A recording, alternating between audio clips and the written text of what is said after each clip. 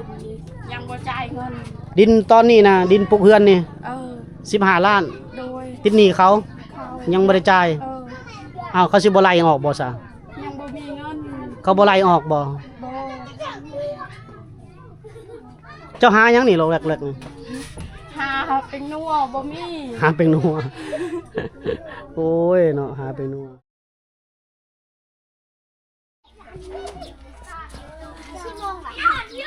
พบน้องคนพี่น้องซื้อได้ก็ลืมละซื้อบินน้องบินพี่น้องน้องบินกำลังตำมะคุตำมะม่วงอยู่ตำมะม่วงตำกินกับไผนี่บ่เอ้ยปบแล้วพุ่นนี่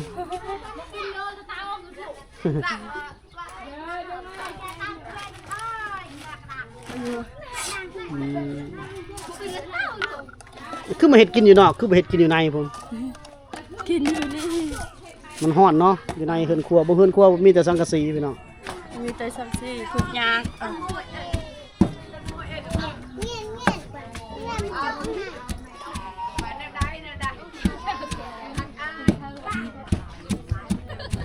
ขายปีกล้วยซื้อข้าวกินขายปีกล้วยซื้อข้าวกินโดย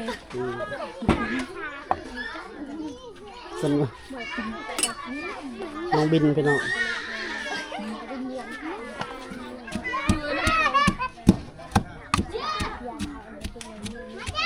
ตำกินกันจะคนหมกม่วงนี่2 คนกินกับหมู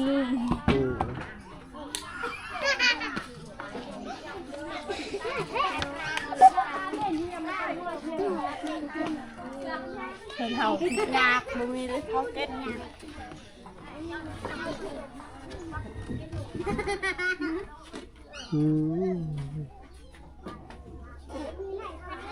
บอลเฮือนเพิ่นเลยพี่น้อง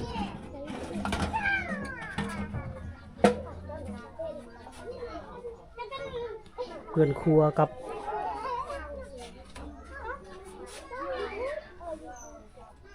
เฮือนเจ้านอนนี่บ่นอนอยู่นี่ไผนอนนี่นะคอยนี่โอ้มีเลยเฮือนอยู่ให้ได้เข้าติดนี่เขาให้ดินเข้าแต่บ่มีให้ดินโอ้ดินเขาพี่น้องเฮาบ่กล้าเข้าในเพิ่น15 ล้านเขาดินนี่ยังบ่จ่ายเงินดินตอนนี้นะดินปลูกเฮือนนี่15 ล้านโดยติดหนี้เขายังบ่ได้จ่ายอ้าวเขาสิบ่ไล่ออกบ่ซะยังบ่มีเงินเขาบ่ไล่ออกบ่เจ้าหายังนี่โลแรกๆนี่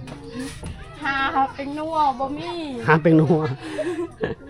โอ้ยเนาะหาเป็นนัวนี่เจ้านอนนี่บ่โดยเอ้าคือมานอนหลี่แบบนี้คือบ่นอนอยู่ในเฮือนพุ่นบ่คือบ่นอนอยู่ในนั่นอยู่ในนั่นแม่ค่อยกับพ่อค่อยจักคนอยู่เฮือนนี่อยู่เฮือนนั่น6 คนจักคนก็6 คนเฮือนหลังนี่โดยหมดไปเล่นหมดยังน้อยๆ5 คนโอ้นี่นั่งนี่ก่อนสายสัมผัสนิดนึงก่อน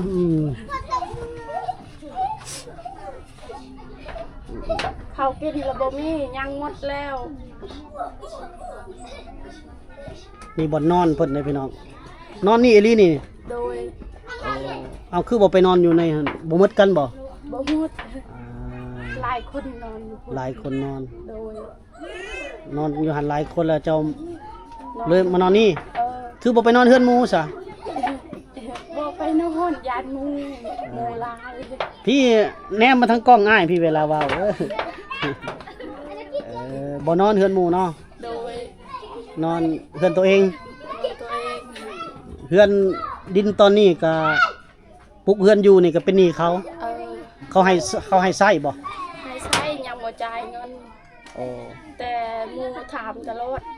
คอยเว้ายังบ่แล้วถ้ามีเงินก้อนสิให้15 ล้าน15 ล้านโดยประมาณ 25,000 ประมาณ 25,000 บาทพี่น้องโอ้คันจ่าย15 ล้านแล้วได้อยู่เนาะอยู่เลยไผแล้วบ่มีไฟฟ้าก็บ่ได้เข้าบ่มีเงินเอาใส่ไฟซะเดี๋ยวนี้ใส่ไฟของไผบ่มีไผบ่ได้ต่อเลยต่อน้ำหมู่เด้แต่หมู่ บ่ให้ต่อก็ยา บ่ได้ต่อเลย โดย โอ้เอาอยู่มืดได้สิเนาะ อยู่มืดเด้อ อ๋อน้องบินพี่น้อง โดย เอาเฮ็ดหยังสบายนี่พักกันเฮ็ดให้เฮ็ดสวนหยังค้าขายจังได๋ บ่มีชวด ให้ ให้แล้วบ่มี บ่มีดินบ่ มีแต่ดินมู ดินเขา ดิน เขา บ้าน เออบ่มีดินบ่มีดอน โดย บ่มี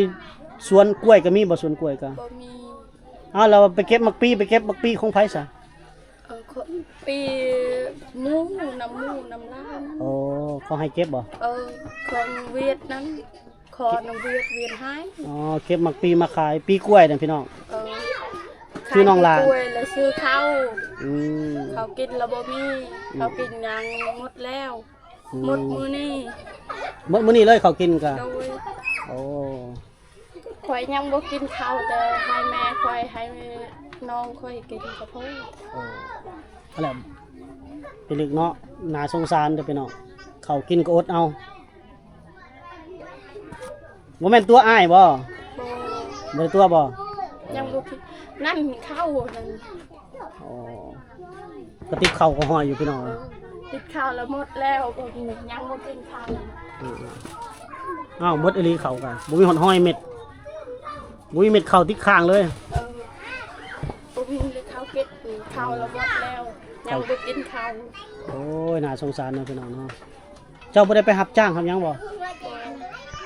เอามะม่วงเจ้านี่ บ่ ตำ มีรถกินบ่มีรถไป โอ้ไปรับจ้างก็ต้องใช้รถแน่เนาะ โทรศัพท์แล้วบ่มี อืมก็ย่านว่าไปนอนอยู่นํเขาเลย แต่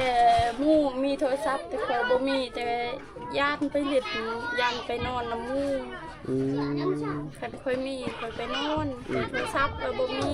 โอ้ยน่าสงสารน่าสงสาร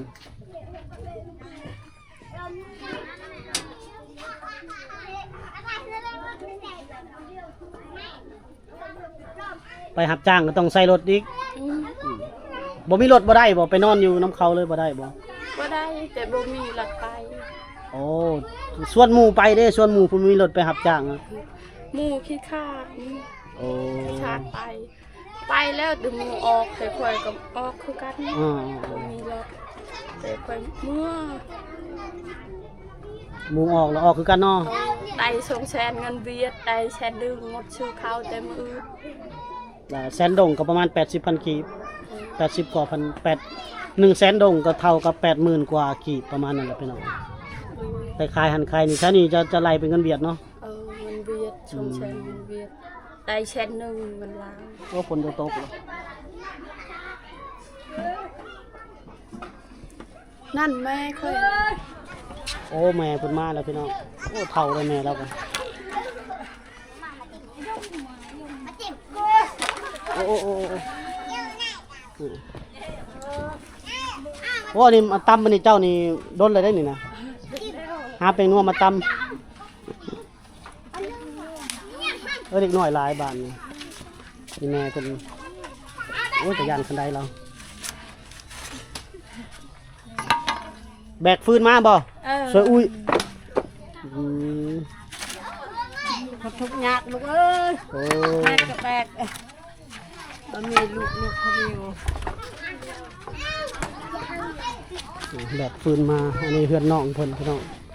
อันนี้ก็จะเป็นญาติพี่น้องเขาเจ้า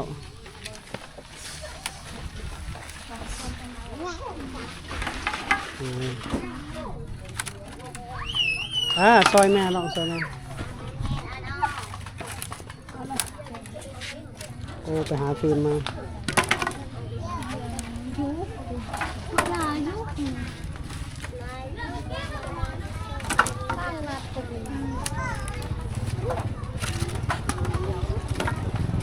ซอยแม่ได้พี่น้องแม่มาแต่อองฟืนเมื่อยๆลูกสาวกับซอย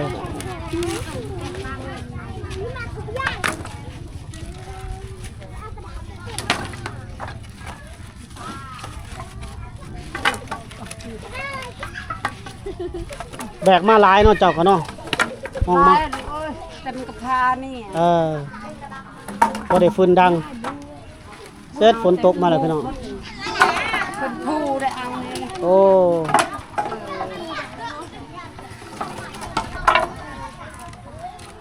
น้องก็จัดแจมจีบเสร็จฝนตกแล้วพี่น้อง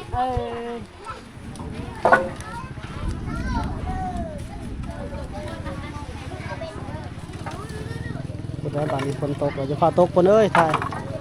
ถ่ายคลิปก็ยังทันได้แล้วสั่งนี่เพื่อนน้องบินเพิ่นพี่น้องบินตอนนี้แล้วเพิ่นว่ายังทันได้จ่ายเงินเขา15 ล้าน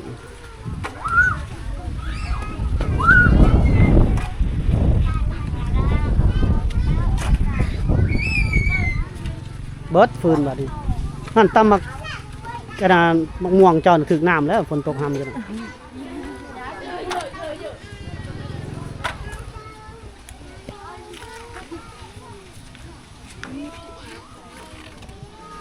แม่นั่งพักผ่อนแล้วมาหอดกับเมื่อยแห้งมาแต่ผู้พุ่นเนาะอองฟืนมาโอ้ตายน้ำเย็นคือบ่มีกินในบริเวณเรือนเพิ่นเพิ่นฝนก็สิตกเลยฟ้าแตกตุ่มต่ำตุ่มต่ำเรือนน้อง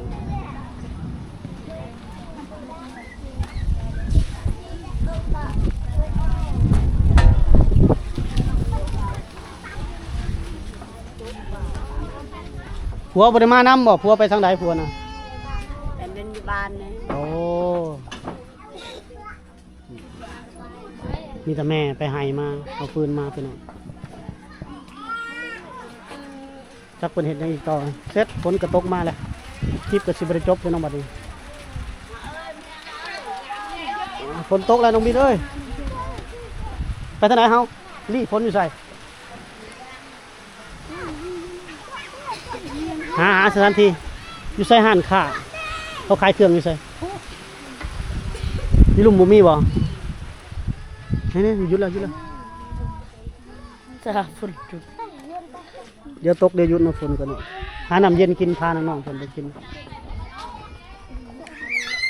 แถวกลางบ้านนี่มีบ่หันขายเครื่องหันขายเครื่องมีบ่มีแต่อยู่แคมทางแถวนี้นะหันขายเครื่องขายขนมนะแถวนี้อยู่เทิงนี้เดี๋ยวไปหาซื้อน้ำเย็นกินโอ้ปนังคักคือเราบาดนี่นะ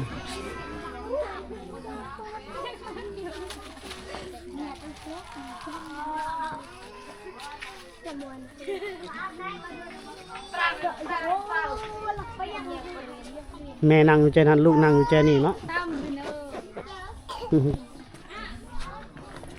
เฮ็ดยังต่อมานี่บ่ได้กินแล้วตำหมักกันนะบ่จังหน่อยก่อนเนาะ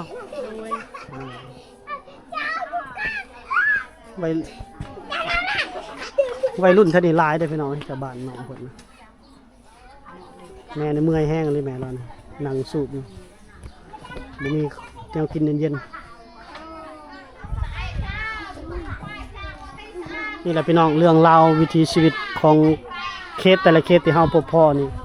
โอ้มีแต่ผู้เลยลำบากของพี่น้องแม่คนนี้นี่เฮือนดินตอนนี้แหละที่น้องเพิ่นว่ายังเป็นหนี้เป็นสินอยู่บ่ได้ใช้ไฟน้ำเขาเลยได้นี่พี่น้องบ่มีไฟบ่ได้ใช้ไฟเลยเนาะแม่เนาะบ่มีเงินบ่ได้เข้าไฟน้ำเขาเลยต่อหมู่ใช้ก็บ่เอาอีกบ่มีเงินจะเก็บอย่าว่าเข้าน้ำเขาเด้แล้วก็เสียแต่ละเดือนเอาบ่มีเลยบ่มีเงินก็อยู่มืดแล้วเนาะอยู่เขาก็ให้ต่อบ่หรือว่าให้ต่อมันบ่มีเงินต่อแล้วเนาะเขาต้องเสียข้าวก็บ่มีโอ้มันต้องเสียแต่ละเดือนเด้นี่มืดก็มืดแล้วมืดก็มืดแล้วเฮาต้องหาเงินสมมุติว่าเดือน1 100,000เฮาก็ได้ปั้นเขาผู้ละ50,000กีบเนาะหาละ 10,000 เดือนนึงเองมันบ่มีจะเก็บเลยจะปั้นลำบากนี่แม่เนาะมีลูกสาวแล้วก็มีลูกชายเดียว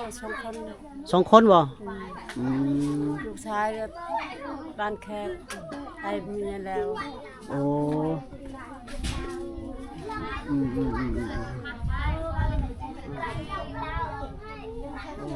ลำบากนะแม่เนาะ เป็นยังกับบะหมี่เป็นยังกับบะหมี่ โอเคขอบใจฝนตกแล้วพี่น้องเอ้ยบาดนี้ถ่ายคลิปกับบท่านได้จบขักซ้ำพี่น้องเนาะก็คือเมื่อกี้นี่คือมันที่เฮาได้โพสต์พบพ่อโดยบังเอิญนี่คือน้องบินพี่น้องเนาะโอ้น่าสงสารอีกเคสหนึงพี่น้องเนาะก็อยู่กับแม่เนาะกับพ่อแล้วก็เป็นครอบครัวที่ยากจนไฟฟ้าก็บ่ได้เข้าเลยพี่น้องไฟฟ้าก็บ่ได้ใช้แล้วก็ดินที่อยู่นี่ก็ยังเป็นหนี้เป็นสินอยู่เพิ่นว่าหนี้สินน่ะ15 ล้านพี่น้องโอ้ก็ประมาณ 20,000 กว่าบาทเนาะ 25,000พี่น้องเนาะน่าสงสารเพิ่นเนาะพี่น้องเนาะท่านใดอยากช่วยอยากแบ่งเบาภาระความยากจนก็ติดต่อเข้ามาได้เด้อพี่น้องเด้อคลิปวิดีโอนี้บ่จ้อยขอจบไว้ซ้ำนี้ก่อนพบกันใหม่ในพี่หน้าสวัสดีสบายดีฝนตกค่ำแล้ว